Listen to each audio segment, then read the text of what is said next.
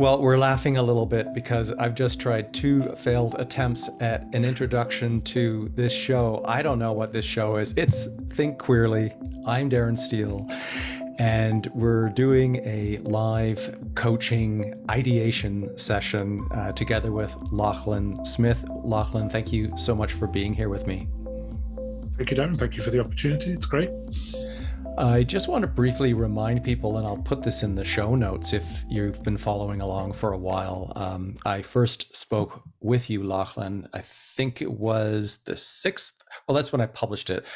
The beginning of May in 2021, I called that episode A New Beginning, Birmingham Unicorns LGBTQ plus Cricket Club. And that was episode 182. So a lot has happened since then. And it has.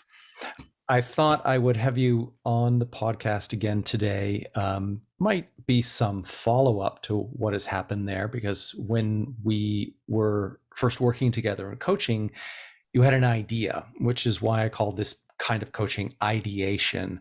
IDEA, idea as an acronym for short, insight, direction, and emotional alignment. Not necessarily in that order, not necessarily all at the same time, but in coaching, in the work that we were doing together, it was trying to help you get to, if not more than one, but at least one core insight for each session that would then help you to, and we worked together to come up with strategies, some sort of a direction that you could follow. And then most importantly, the emotional alignment, the meaning why you want to do this for yourself, why it's important to you, maybe what values it fulfills. But when you have that emotional alignment, you have that motivation, that thing that actually propels you, almost like, rocket fuel, in the sense that it just like gives you that push, you've got the go, and you're going with it. So where are we at today? The beautiful thing is nothing is prepared for our session today. I'm just open to whatever it is that you might be struggling with, or whether it's a brainstorming thing. How can I help you today? As you said in your introduction, a lot's happened since we last spoke in May.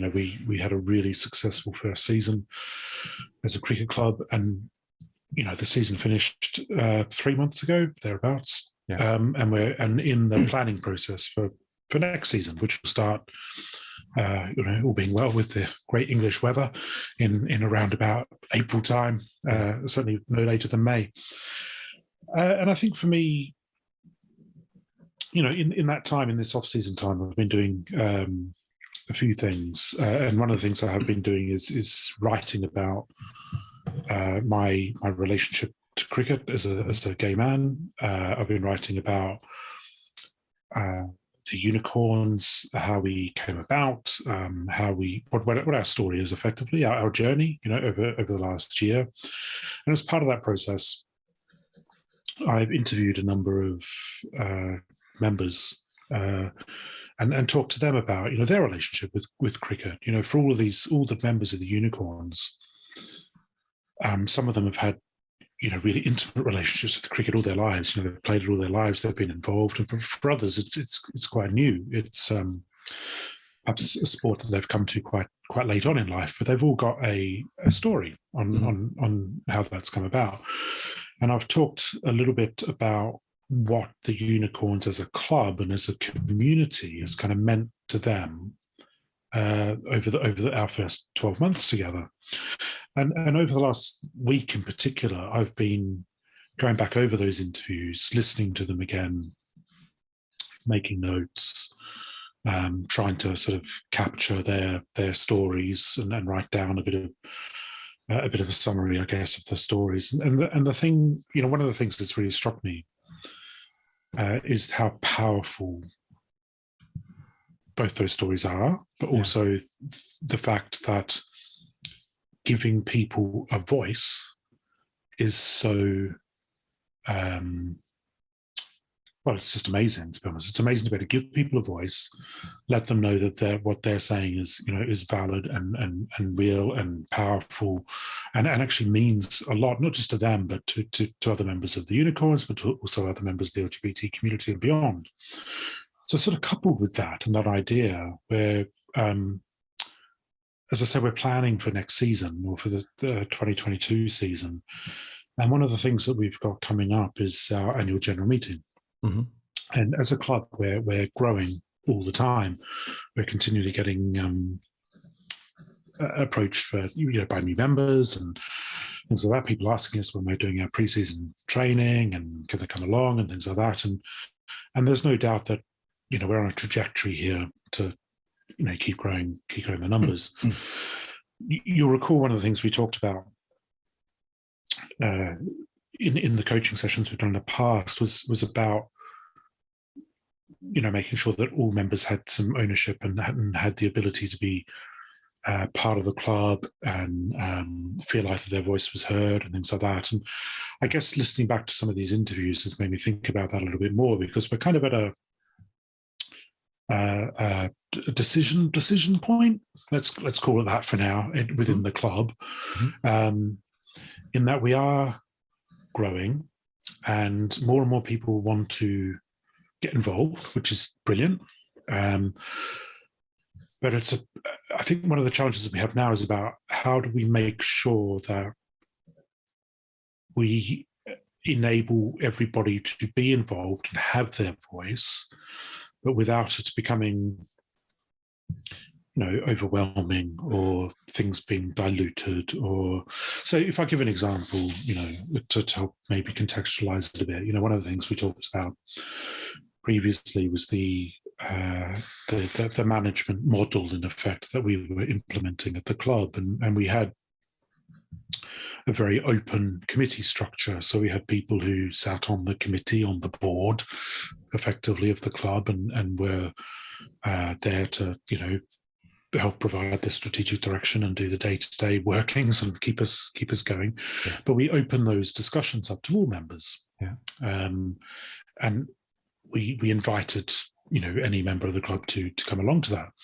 And that's both been really successful, but also potentially, and I say potentially because I don't know for certain, but potentially unsuccessful at the same time. Mm-hmm. And to sort of unpack what I mean by that, it's been successful because people have come, people have joined us in those meetings.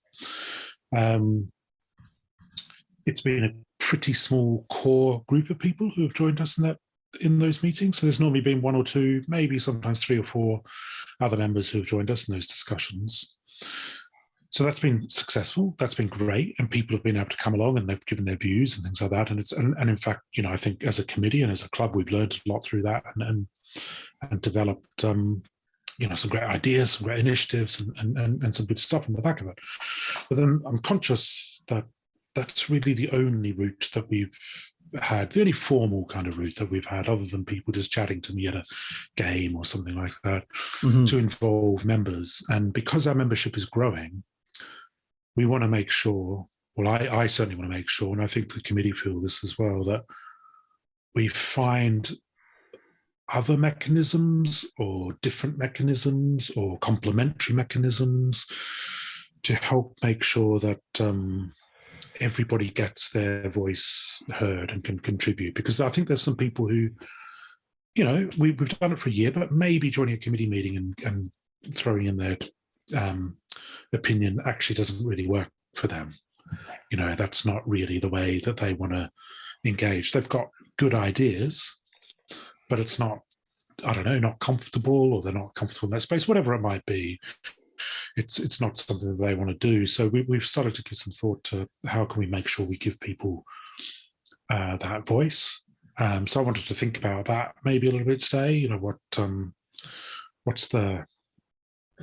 How can we do it? Well, I have a fear, and the fear is still the same, I guess, as it was back in last year, that, if you don't capture people's voices, get people to talk, enable people to give their views, that you risk, losing them, and you don't when we're in this embryonic stage still as a club, even though we are growing quite quickly, we're still pretty embryonic.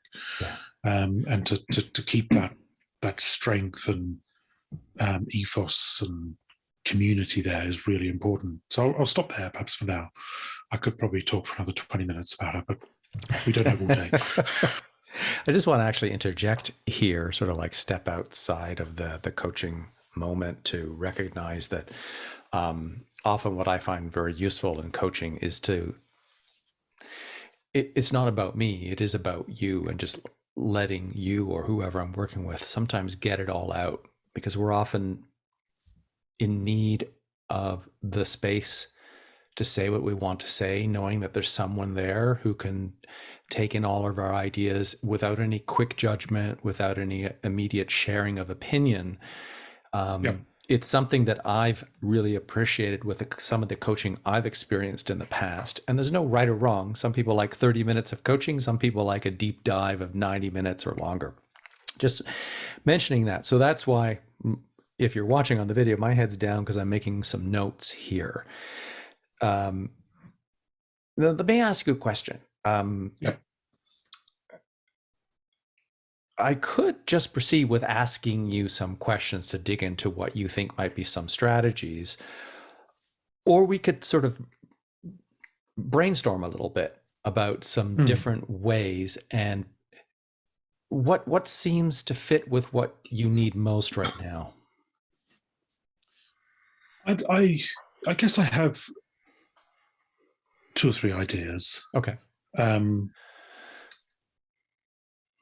But I like the idea of brainstorming as well. But maybe, I don't know, maybe there's a bit of both that can be done, because I don't think necessarily, all the ideas I have, and some of the other committee members have brought up, I don't think they're necessarily all.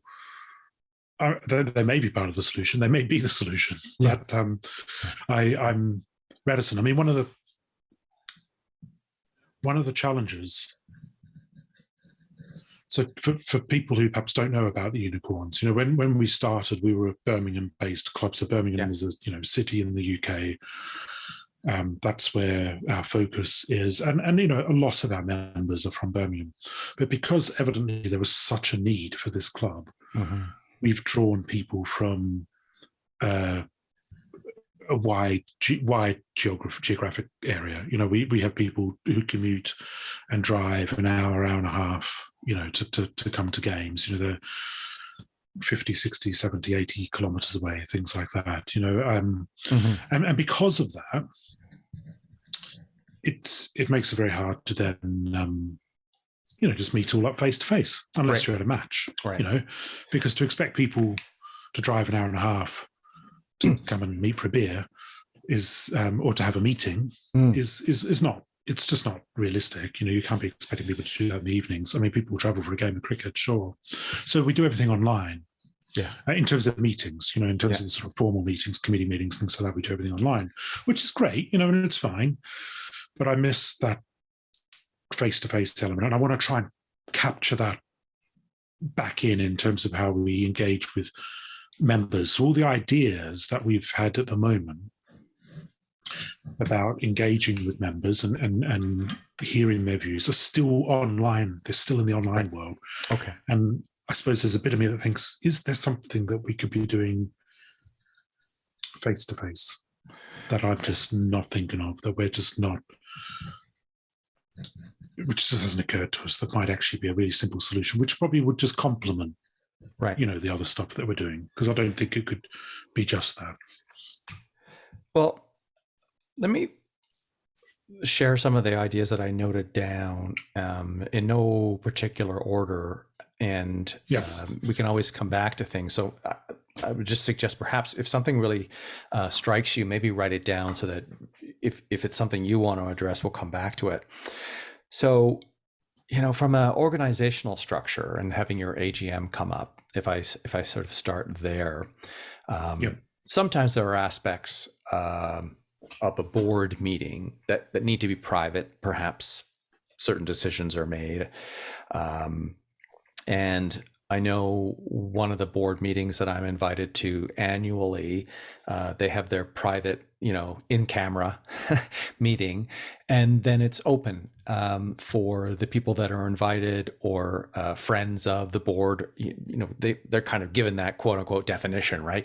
They're specifically invited by email to attend at about a specific time, assuming that the board meeting that's closed ends. And then there's some, it's usually fairly light, and it usually more or less then goes into social after.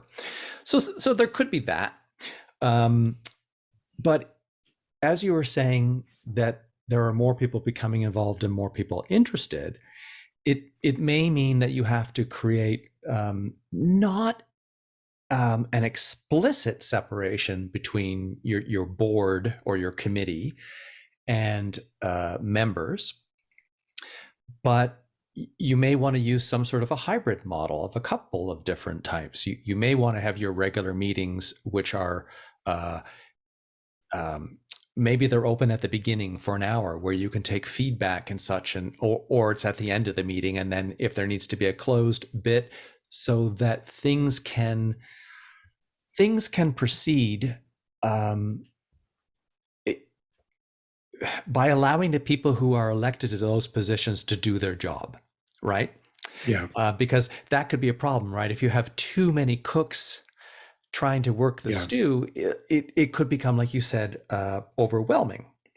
But how can you allow people that are interested to have a voice? Well, I mean, there could be a quarterly forum of some kind where the board and all members or those interested get a chance to meet.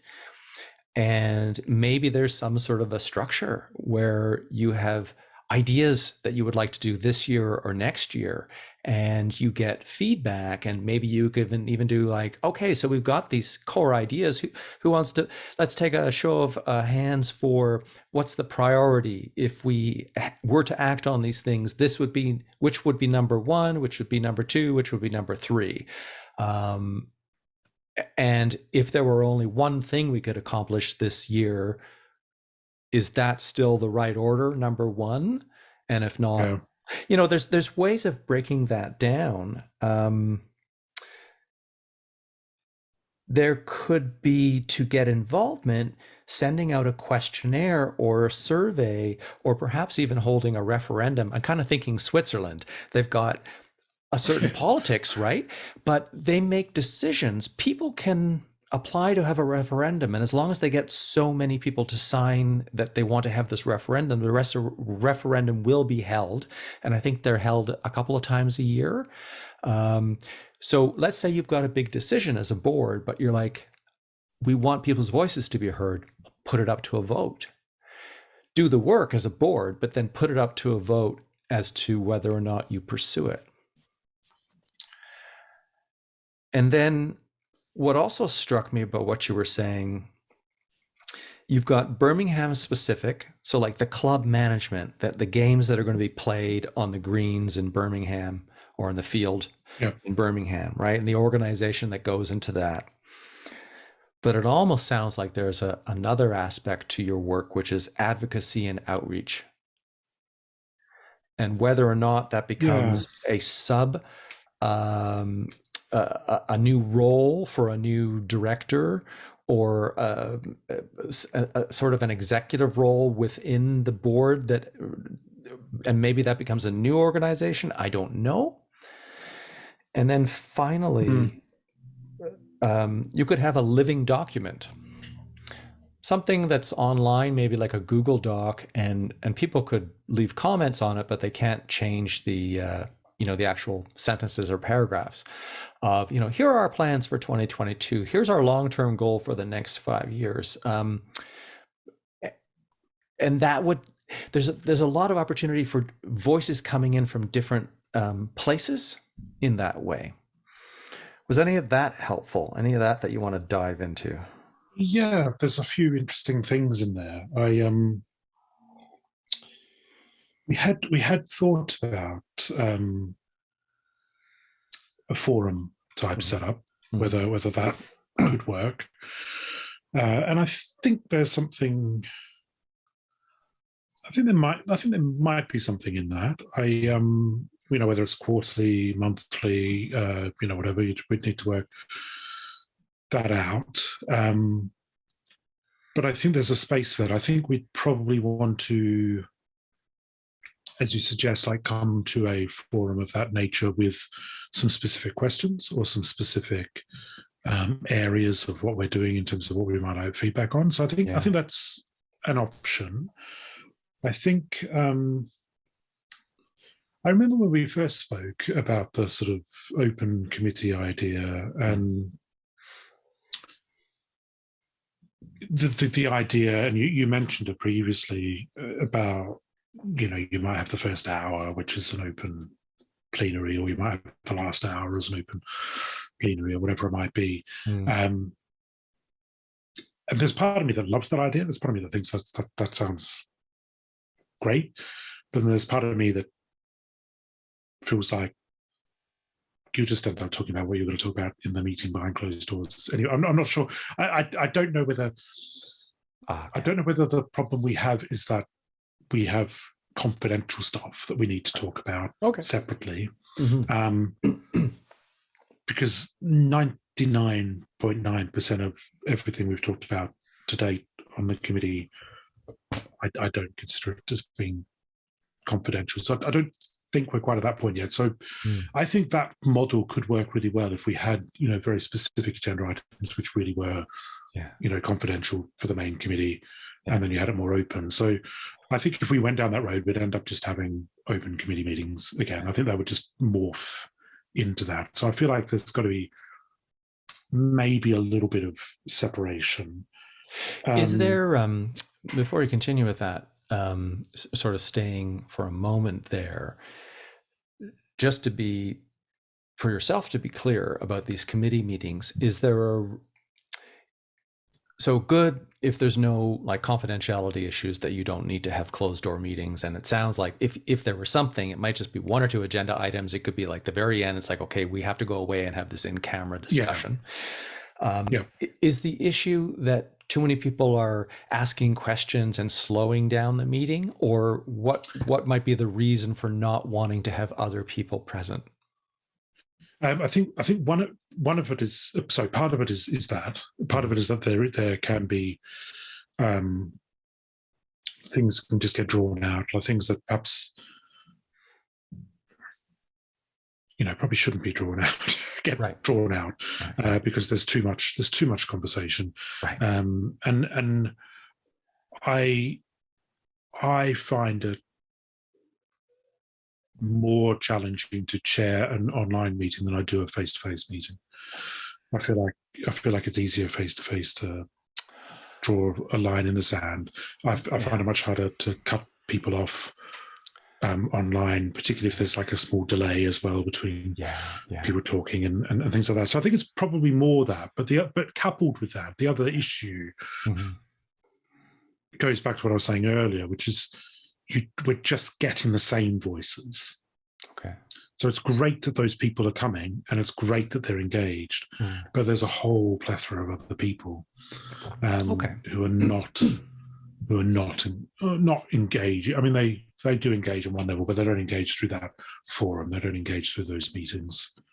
And I want to find a way of including them as well. So maybe it is hybrid, and maybe open committee meetings could still exist, but be supplemented by a forum or some other type of mechanism to try and encourage others to get involved when they might not want to come to a monthly meeting, but they might be interested in getting together on a quarterly basis for 45 minutes or an hour. Well, it almost sounds like there's sort of like three things there. There's the environmental challenge of being on Zoom and, having a different dynamic for people management, especially the more people that are on a call. If it's a board, even a board can get a little rowdy and sometimes hard to control on a Zoom. It's just not the same having like physical posturing in person. So whether it be every single meeting, or whether it be every second meeting, or whether it be quarterly, maybe it's an open floor for the first 30 minutes or the first 45 minutes where people can come in and contribute if you have any questions. And then it's simply then you go into your board meeting not because of privacy, but because of efficiency. Yeah, there might be something in that. I mean, maybe if it's framed like that, Yeah. And then because people actually can people get could then input. come and Yeah. yeah, Yeah. yeah, because they can input on all the agenda items if they wish, give their view. Because we're Yeah. open about what's on the agenda, like we're Yeah. doing. Yeah. I mean, it's a fairly. I mean, most of the meetings are fairly standard in terms of Yeah. what's on the Yeah. agenda anyway.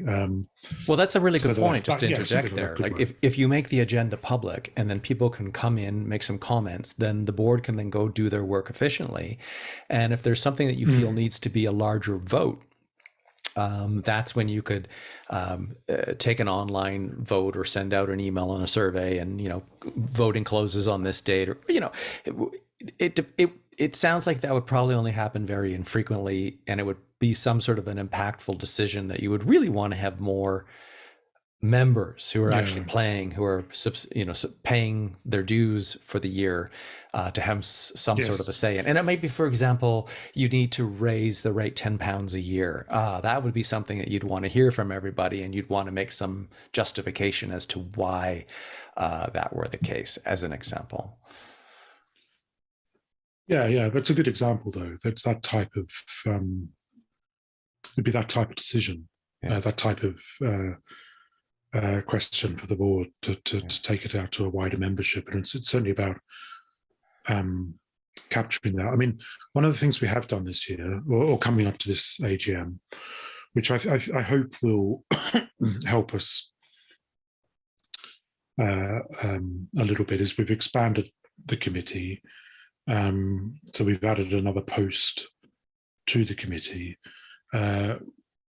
which is essentially going to be helping us. The way I was thinking about it, I mean, their title is social secretary, but to me, it's more about helping to ensure that the community feel is maintained, and we'll do that at least in part through social gatherings and things like that, which we haven't really been able to do so much. Partly because of COVID, partly because of all of that, but partly because it's just slipped through the cracks, Yeah. I guess. So having that extra person on board, and somebody has nominated themselves to do that, which is great.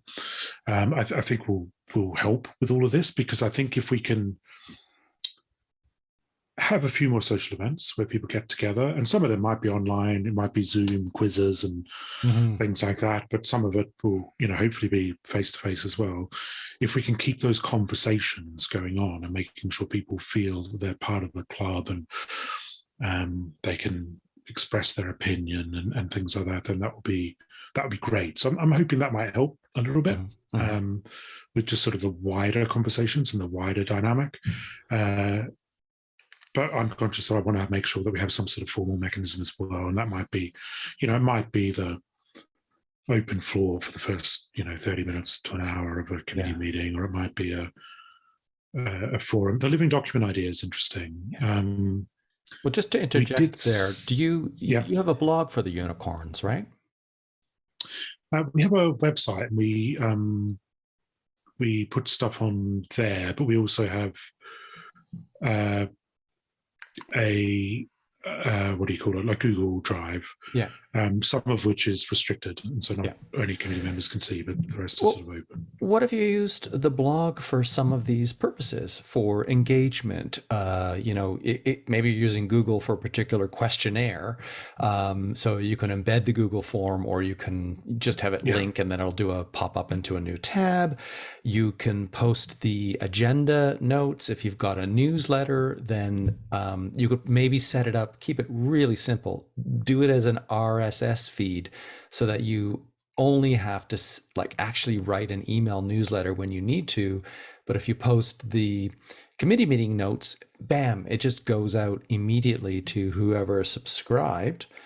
And I mean, if you want, you could even post the absolutely boring recordings of your committee meetings up to YouTube, and then put a link in a blog post if somebody wants to watch it. And if transparency and openness is essential to the unicorns, And if there's no reason why not to do that, it's just a little bit of time for somebody to get the video, to just sit there while it loads to YouTube, then to copy the, that you can create that community online through your website home. Yeah, I think we could probably do more with the website, definitely. We've talked all of last year about using a blog function on there. So we have match reports on there. So they're all written beautifully by one of our members, and they all go on there. And we have a news section on there where we'll give key updates on training times and when matches are on, and any changes to fixtures or things like that. We also have a blog function on there, which we don't use. I mean, we just need to effectively activate it to make it alive. And I think we could certainly make more of that. I think I'm slightly horrified by the thought of committee meetings online, not because we're saying anything particularly confidential or controversial, but more because I'm sick of seeing myself on on these things. It's I can see the value in it. I mean, I can certainly see the value in doing. Well, there's a questionnaire for you. Like, would it be valuable to you as a member of the Unicorns to have access to watch the committee meetings? And if you get a resounding no, then that's a task that doesn't have to be done. That's true. That is true. All blogs also have category functions. So if you are very methodical with using categories, then when somebody's searching through a blog, then you can just have an option somewhere on the page to select the blog category. So it could be meeting minutes, or it could be committee meeting recordings, could be updates, whatever, right? But if you're very methodical about what would we need and keep it to few categories, then you wouldn't have to worry about necessarily creating another page, which is not wrong. It's just a way of organizing the information. Yes. Yeah, no, exactly. No, you're right. I appreciate that. I think that's something that we should explore, is certainly the better use of the website. It's it's a resource that we've got there at the moment. People like our website. That's the feedback we get anyway from both. And we do get quite a lot of inquiries through our website.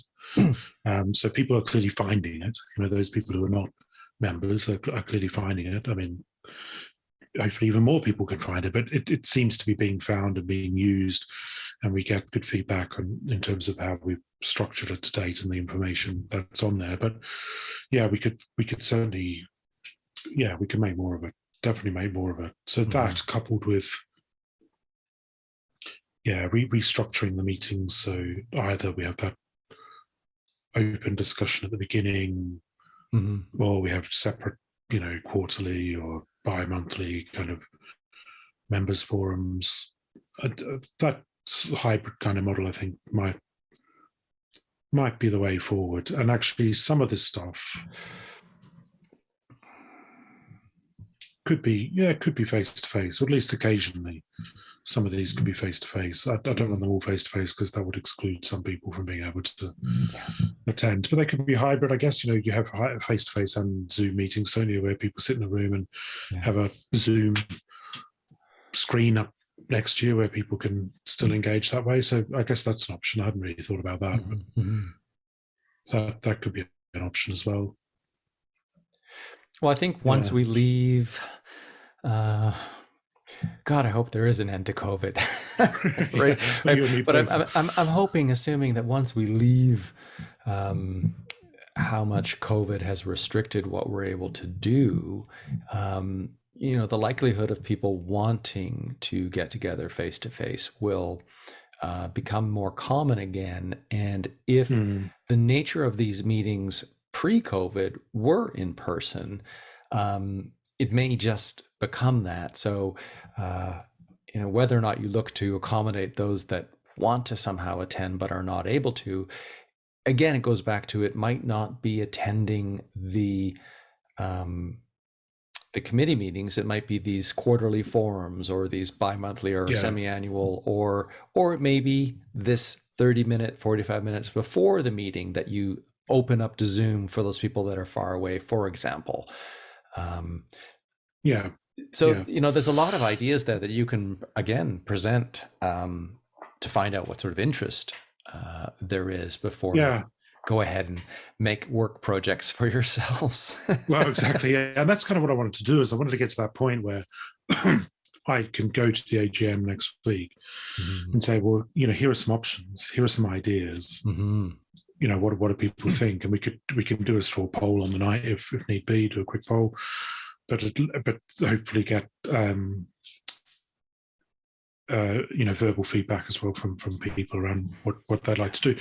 I mean, interestingly and encouragingly, at the moment, it looks like we're going to get a really good turnout for the AGM. So that's quite exciting. So I know that there's that passion there, that people want to know about what's going on, and want to hear about plans for 2022 and beyond, but certainly 2022, and they want to come along and engage in that. So I'm encouraged by that. So which also makes me feel a bit more encouraged that maybe a quarterly forum might actually go down well, because it's not too burdensome on people to feel like they should be attending every month to give their opinion on something and that kind of stuff. Particularly around what you were saying earlier, the sort of strategic planning, the longer term planning as well. So this is what we want to do in 2022. This is what we want to do up to 2025. Say, these are what we think the priorities are. What do people think? Do they make sense as the priorities? I think that could work quite well in a quarterly forum as well. I mean, you wouldn't want to talk about that every time you met necessarily, but as a way of getting feedback, it could be a nice way to do it. Yeah. I want to pull you back to the living document, because I sort of interrupted you there because it was going to become like one more thing to talk about. So I knew there was something to finish up with all of this. So so I was just going to say on the living document ideas, we did that. We didn't call it that, but that's basically what it was when we were trying to come up with the name of the club, where we had a Word document in Google. Where for that, we wanted people to write down their ideas for names. And then there was a section where people could then put comments next to those names, like, I like that, or no, I don't think that works, or whatever it might be. And that actually worked really well for that. So I can imagine that could work really well for, some strategic planning kind of stuff into the future. It could even work well on a more day-to-day kind of, if we've got a decision coming up to make, getting some quick feedback instead of people emailing or people sending a WhatsApp or something like that. They could all just go into that document. So I quite like that. I think I'd want to use it sparingly. I think, you'd only want, I quite like the idea of developing a strategic plan kind of thing through that approach, or to ask very specific questions or their feedback on very specific things. But now that you've mentioned it, that I think that I like the sound of that. I think that might be good, because we got really good engagement with that. When we did it before. Well, that's good. I mean, keeping it very specific reigns in. What's the phrase I'm looking for? There's the aspect of decision fatigue and having too many options. So if a living document is too many things, it is usually You shouldn't say usually. I think the ones that I've seen most often are something along something new that's being created, like an idea, and it could be just a short thing, it could be many pages long, but it's around something that's being created. So you used it seemingly in the most opportune way, like what should be the name of the club. But Yeah. again, this might be the sort of thing that your meeting agenda is put up a few days or a week beforehand, and if there's anything else, if it's appropriate for how your committee operates, to get feedback. Yeah, and it's a way of people not only potentially contributing to the sort of standard agenda items that we talk about at each meeting, Mm-hmm. but there's obviously always a space within the meeting for sort of any other business, anything else people would like to raise, and that could be a way of enabling people, giving people that opportunity to raise, whatever's on their mind, a new idea, a great way to recruit players that we hadn't thought of, a new opponent that wants to play us, whatever it might be. That could be a really good way of doing that. Yeah. I like that. There were two other things that I want to like to sort of repeat and flesh out a little bit more with respect to the blog. And what you and I have talked about in the past, and I think some of your aspirations connected with your writing. So, the website and how you post things there can function as a template or a model for other clubs. That connects with what I said about advocacy and outreach, which I was sort of sensing from what you were saying about some things that were showing up with more people other than just Birmingham that wanted to come to the club. And I know that's something that you have expressed, that's part of the reason for you wanting to write this book as well. Yes. So, in part, without taking over the Unicorns website, because it is an organization, it isn't Lachlan. Like, I wonder if there's a possibility of sometimes a guest post, in a sense, where you're the guest writer, but you're sharing either one of these interviews, or you're sharing a personal story where, to your benefit, you're marketing your writing, but you're also telling a story, which is such a different component that maybe doesn't exist on other kinds of sites like this, but sets a different standard, because what you are wanting to do, what you've expressed to me, is build community, give a voice to the LGBTQ plus community, and to make people feel heard. And one of the ways of doing that is sharing your own story or sharing someone else's story.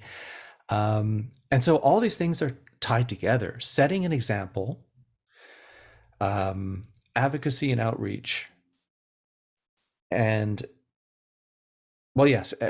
So actually those three things: the advocacy in a sense of like you're standing up for what you believe in, and you're showing this, beautiful community that you are creating and fostering and cultivating. I love that idea. I think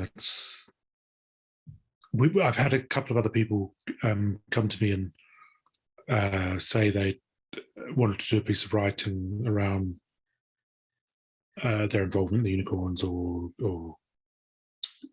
as a queer person in cricket or whatever it might be. And I've said to them, that'd be great. We could put it on the website. But actually, the stuff you were saying about, some of the stories are so powerful that they don't have to be long pieces on a blog, but they could be tasters, in effect. This is some of the stuff that's going on. I really like that idea, because it I think it helps build that sense of community, but it also helps to do that advocacy, do that outreach, do that example setting. Being a leader as a club, and for me personally, but as a club generally, I like that idea. I'd not thought about that at all. That would never have occurred to me. Good. And I need to talk to our website person.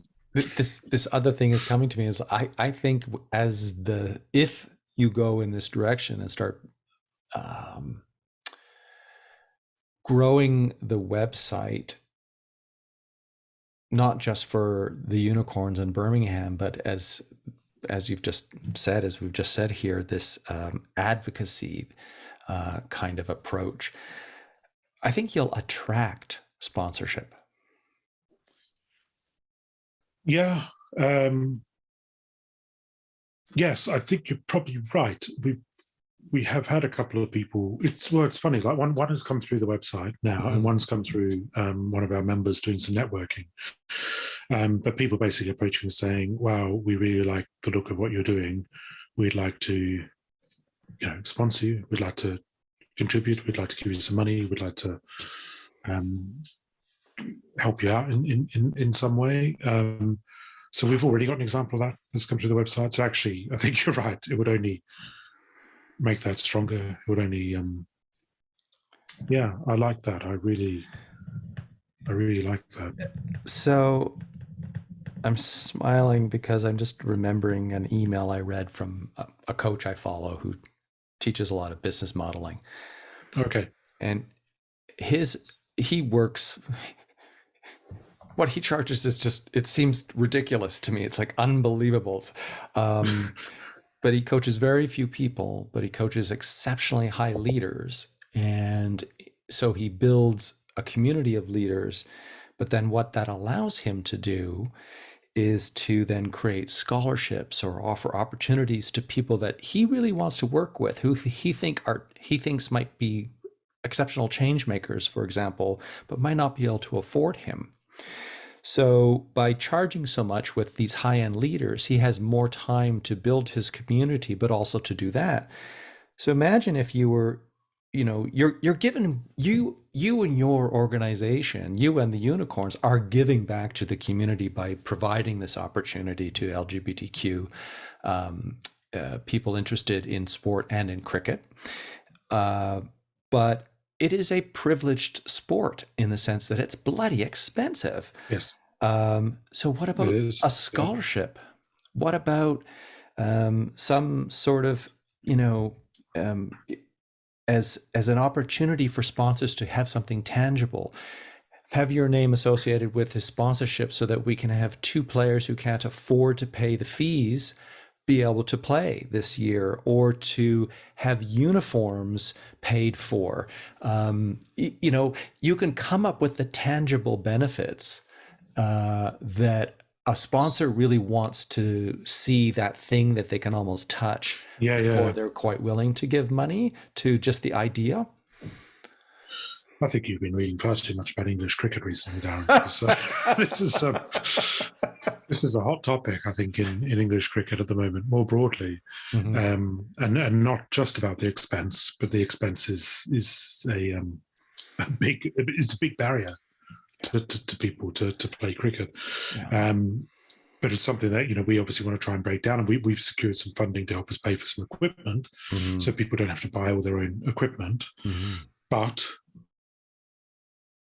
it could go further than that, as you're saying. It could go to cover somebody's annual subscription, or it could go to covering their match fees, or at least a contribution towards their match fees, or, as you say, their kit, their uniform, whatever it might be. I think that's I like that. I like that. We've started going down that path, but we haven't got to that point of potentially offering that to sponsors, to seeing how they might respond to that. Yeah. Finding someone who has a talent and a skill in marketing or fundraising, or the kind of PR to reach organizations and to do the research, to dig around a company's website where they may have an application for sponsorship, whether it be some sort of an in-kind if they're some sort of a product manufacturer, or whether it be like a cash donation. Yes. Yeah, definitely. We need to explore that further this year. We started doing that a little bit last year, but we just got caught up in just trying to make everything work on the day and make the games happen. But I think we've got a little bit more headspace now. We can probably start to look at that a bit more seriously. Well, just to recall something you said maybe about 10, 15 minutes ago, something around the social media. You said, it's like, wow, we just got a little bit off track. And I have to remind you to pat yourself on the back and the organization on the back that this only launched last year. And I know, look, I know. Celebrate what you have you considered, or are you doing some sort of a celebration at this AGM for what you've accomplished in this period of time? Yeah, I mean, that's essentially going to be my my spiel. Mm-hmm. My talk is largely around what we've accomplished, and but we also did that a bit at our end of season awards dinner. We did that a bit then as well, and we managed to do that face to face for most members. Not everybody could come, but most people could come. But it is important to do that, and I still. It's very easy to forget, as you say. It's very easy to forget sometimes how far you've come. Where you started. Even this time last year. What are we? Early January, aren't we? So, I think we had our first coaching session together around about this time last year. I can't quite remember. So, it's January. And back then it was, with the unicorns had emerged, but we still had a long way to go, and we've achieved an awful lot. We've got members who just to recap, one of the members, I was listening to the interview I did with them today, and he was saying to me, and he's early 30s in terms of age, that this is the first time that he feels like he's part of the LGBTQ plus community in his whole life. Being part of the unicorns, he feels like he's part of something. And the thing he said, which really struck a chord with me, is that he's now out and proud. And prior to unicorns, he was just out. Wow. He was quite happy people knowing that he was gay, but now he's proud about it and has a sense of pride. And he came, like with me and a few other unicorns, to march at Birmingham Pride last year. And he was like, a year ago, he was like, I would never have done that. And there he was, marching and bloody socializing with everybody. We kept leaving him behind on the march because he was too busy socializing with people, talking to them as he's walking along. But it's that kind of impact, right? To give people that growth. What's wonderful about that, from kind of a neuroscience perspective, but there's this, we want to belong, right? Fitting in would mean some sort of a compromising, because you're trying to match up to other people's expectations. And LGBTQ plus is not a single community; it's a network. But your primary community here is cricket, and adjacent, connected. You may disagree with me. That's totally fine. But the fact that it's LGBTQ plus, that it's inclusive. The big thing is that people can go there and they can feel the safety of acceptance. Now, if it was a bunch of just, only cis gay men, as an example, and a lesbian showed up, or a trans person showed up, or a person of color showed up, it might be a very different story. And I know you and I spoke a lot about how to make sure that this is diverse and inclusive and accepting, and how prejudice internally will just not be tolerated. It's such an important. It's very fortunate, I think, in some ways, how this has worked out for you. But I also think it's a testament to your concern and your own humility about going into this, and how you wanted to approach leadership, and how you wanted to engage with other people who would create the foundations for this, for the Birmingham Unicorns. Yeah, and I think, to be honest, in some respects, that's our greatest achievement. Mm-hmm. And that's what I want to capture forever. I want to keep that going, Mm-hmm. because people do come and they tell their story in their own time, and they're not judged. They can be who they are. Talking to one of our trans members, they were saying that that's what's so powerful. One of the things that's so powerful to them is that they can come and just be themselves. Mm. And if they want to talk about their trans journey, they can talk about their trans journey. But if they don't want to, that doesn't matter, because they can just still be themselves. Still have a great time, still have made new friends, and play cricket. And that's the bit I want to maintain, that diversity and inclusiveness, and giving people the voice within the club is part of that, which links this all together. Good. Let me check in with you here. Sorry? I was just, it's much more interlinked than you think. Like, it's just, it's all driving towards the same thing, but that's, it's a good thing. It's a good thing. Yeah. How do you feel at this point? Do you think we've covered the essence of what it is you came to the session with today? Yeah, definitely. I mean, I feel like I now have a menu, in effect, that I can go back to the AGM and say, look, this is what we're thinking about. Yeah. And if we can't,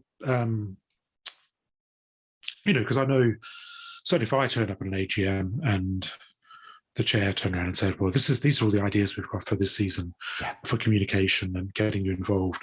What do you think? I'd be like, man, I just can't take this all in right now. Yeah. So even if we don't get everybody's views and we don't have a way forward, it might be that we then do a follow-up questionnaire or email and give people a bit more time to think about it. What would work best for you? But I think having that menu of different ideas is really important, and that's the main thing I wanted to get out of this is, what are some of our options? And then let's go to the members and talk about it and see what they say. So yeah, I'm happy with that. Perfect. I want to try something I just thought of, in that I introduced our session as an ideation coaching session. So I want to go through idea, insight, direction, emotional alignment. So what would be the one big idea that came out of our discussion today? Oh gosh, the one big idea. I think well, that's a bit cruel, Darren, asking for one. I know with all the notes, right? Yeah.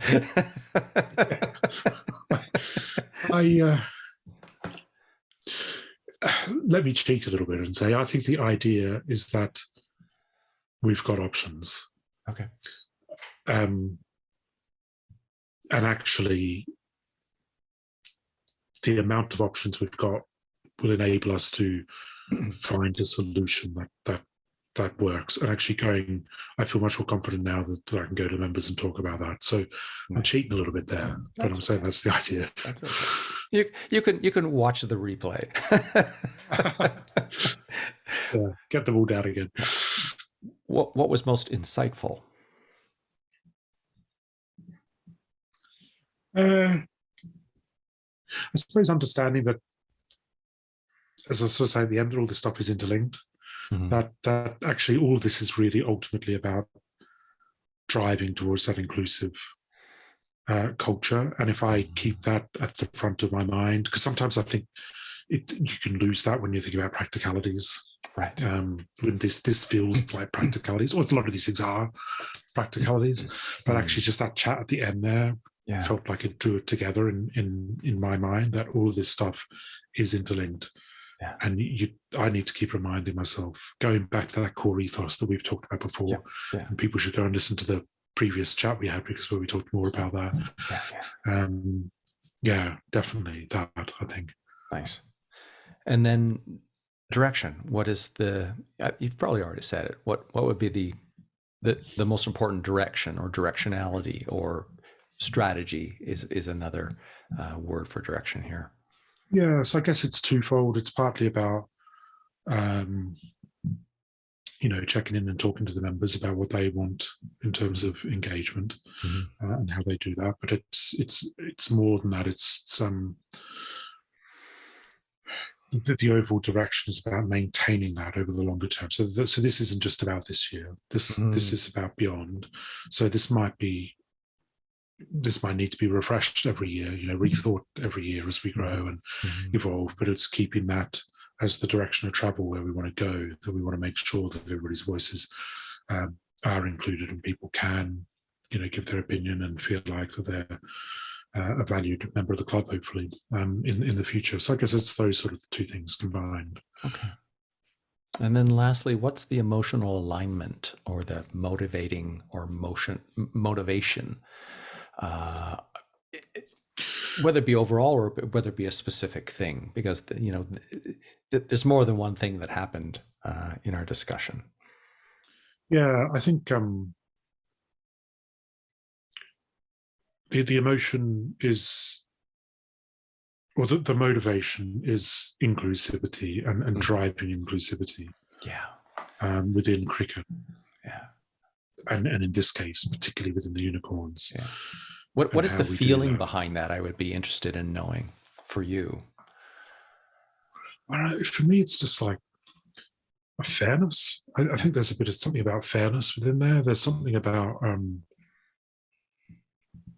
it's linked to fairness, particularly within cricket, but around giving people an opportunity. I think cricket as a sport isn't always great at giving people an opportunity for all sorts of barriers that we talked about, finance being one of them, which we touched on today. But that giving those people the opportunities is linked to fairness and giving the people the chance to, turn up and have a go and not be judged and feel like that, they might be rubbish at it. They've never tried it before, but actually that doesn't matter because you'll get better and everybody here will work with you to get better. So fairness is a real thing for me, I think, and I guess that's why I ponder so much about some of these questions about making sure people do get a voice, because I want to make sure people feel like they can be part of that discussion. So